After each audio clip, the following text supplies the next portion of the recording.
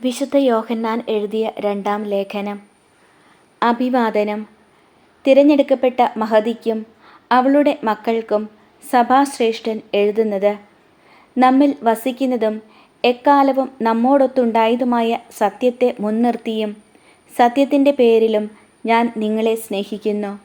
ഞാൻ മാത്രമല്ല, സത്യമറിയാവുന്നവരെല്ലാം നിങ്ങളെ സ്നേഹിക്കുന്നു.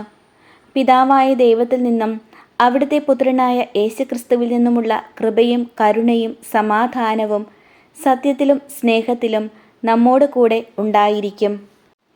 സത്യവും സ്നേഹവും. പിതാവിൽ നിന്ന് നാം സ്വീകരിച്ച കൽപ്പനയ്ക്കനുസൃതമായി നിന്റെ മക്കളിൽ ചിലർ സത്യത്തിൽ വ്യാപരിക്കുന്നത് കണ്ട് ഞാൻ അത്യന്തം സന്തോഷിച്ചു. അല്ലയോ മഹതി, ഞാൻ നിന്നോട് അഭ്യർത്ഥിക്കുന്നു, ഒരു പുതിയ കൽപ്പനയായിട്ടല്ല, ആരംഭം മുതലേ നമുക്ക് ലഭിച്ചിരിക്കുന്ന ഒന്നായിട്ടാണ് ഞാൻ ഇത് എഴുതുന്നത്. നാം പരസ്പരം സ്നേഹിക്കണം. ഇതാണ് സ്നേഹം, നാം അവിടുത്തെ കൽപ്പനകളനുസരിച്ച് നടക്കുക. കൽപ്പനയാകട്ടെ ആരംഭം മുതലേ നിങ്ങൾ ശ്രവിച്ചിരിക്കുന്നത് പോലെ സ്നേഹത്തിൽ വ്യാപരിക്കുക എന്നതും. വളരെയധികം വഞ്ചകർ ലോകത്തിലേക്ക് ഇറങ്ങിയിട്ടുണ്ട്. യേശുക്രിസ്തു മനുഷ്യ ശരീരം ധരിച്ചു വന്നു എന്ന് സമ്മതിക്കാത്തവരാണ് അവർ.